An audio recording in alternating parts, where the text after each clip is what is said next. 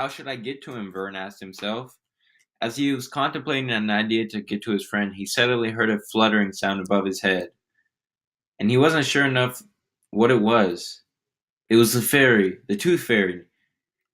He was going for the teeth Nelman had under his pillow, and had snuck into his bedroom through his window. Vern ran over to the side of the house and tried to climb the fence as fast and as quiet as he could to get to Nelman's room. Nelman's room was on the second floor. Vern got the idea to climb the fence and jump onto the roof. So that's what he did. When he climbed the window, Vern had been spooked by the tooth fairy that had tried to fly out the other window and got hit by the window. But he awoke with a loud bam. Immediately, he started crying like a little baby. Ah! He ran over to his closet and grabbed a baseball bat, but by that time the fairy had awoke from being knocked out and was a little delirious. By this time, Vern decided to step in. Shh, Nelman. This had spooked Nelman, and Nelman had now turned the bat on Vern. Who are you? Get out of my house! Who are you? It's me, said Vern. I'm me. I asked who are you, said Nelman. You are you, and I am me. But whatever. It's Vern. I'm here to help you help you out with that tooth fairy you nearly just killed. That's the fairy?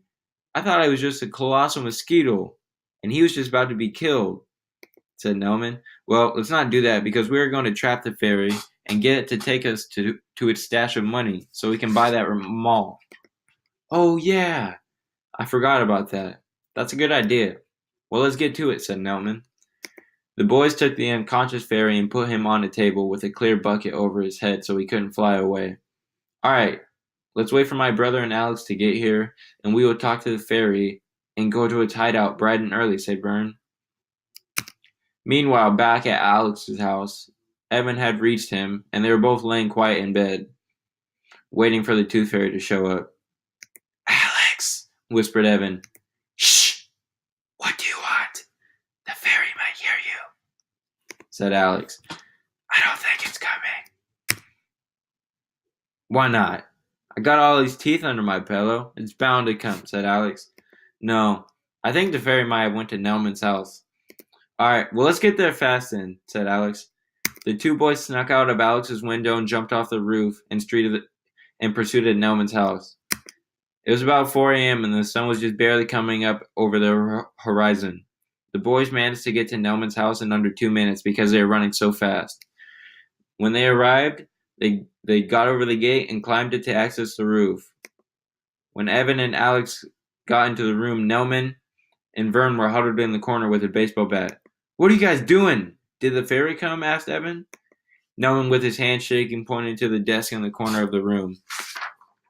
Yeah, the stupid fairy came, and it almost killed me, said Nelman. Yeah, it was pretty funny. You should have seen it, said Vern, as he sputtered out a laugh. Evan walked over to the now awoke fairy standing under a clear sand bucket with its arms crossed and a mean mug on its face. The ugly fairy, with long green and blue wings and an orange mustache, was just sitting there.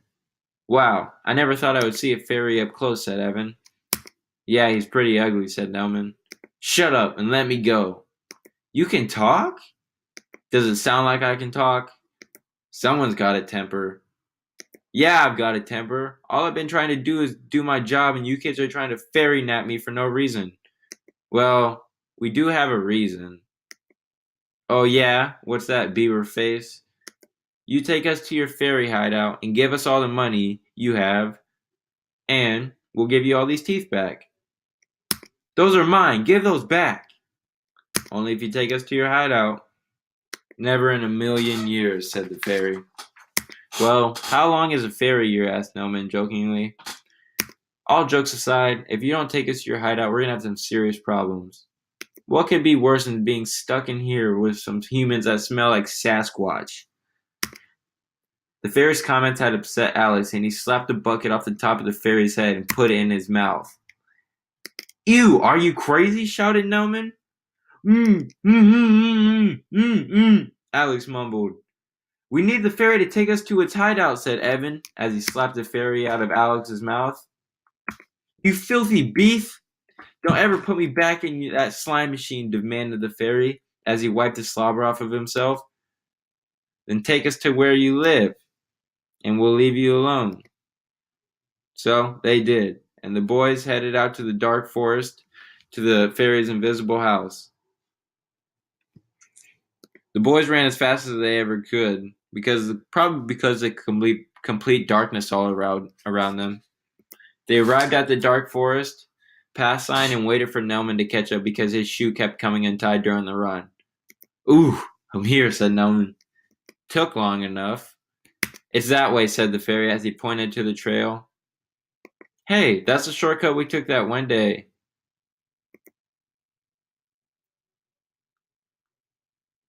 When we found those teeth. Yeah, my teeth. Yep, and you're going to give us some money in exchange for those. Well, how would you know? Evan said, how would you? Because us fairies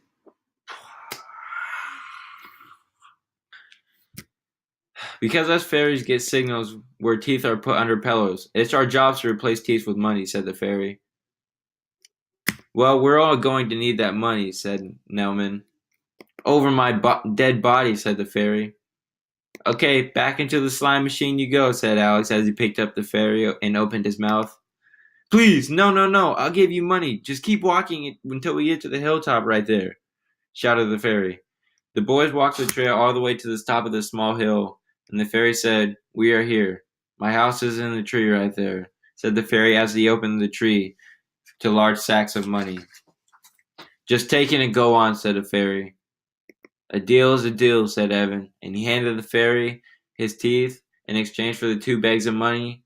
Evan tossed 1 bag of money to Alex and Nelman. You guys have to split that, he said. Well, how much is it? Asked Alex. 300K in each bag, said the fairy. The boys all looked at each other in awe and knew exactly what each other were thinking. We can buy 'em all, they all sang as they ran to stay the night at Evan's. The end. Good story, Evan.